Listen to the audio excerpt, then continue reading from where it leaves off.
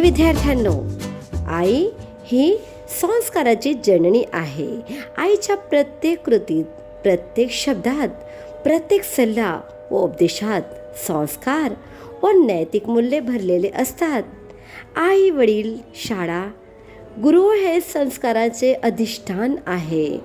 घरातील नात्यांमध्ये जिव्हाळा, एकमेकांशी सुसंवाद, संस्कार, आपलेपणा, एकमेकांसाठी अपार प्रेम आणि गरज पडल्यावर त्याग करण्याची भावनाही असते.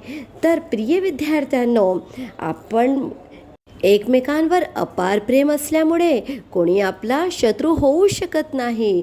सर्व आपले मित्र असतात आणि आपला हा परिणाम शत्रूवर असं पडतं की तोही आपल्याला अभय देतो, म्हणजे कोणताही भय नसतो.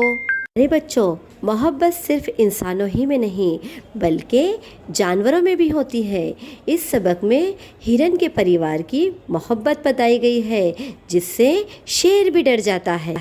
प्यारे बच्चों, इस सबक में बेहद मोहब्बत एक परिवार की बताई गई है. तो चलिए जानते हैं इस सबक को. सफ़ा नंबर 21 पर सबक नंबर 8, अपार प्रेम. आज हम इस सबक को पढ़ने जा रहे हैं. तो प्रिय विद्यार्थ्यांनो, चला आपली मराठीची पुस्तक काढा आणि पान क्रमांक 21 तसेच पाठ क्रमांक 8 अपार प्रेम ह्या पाठाचे आज आपण अध्ययन करू.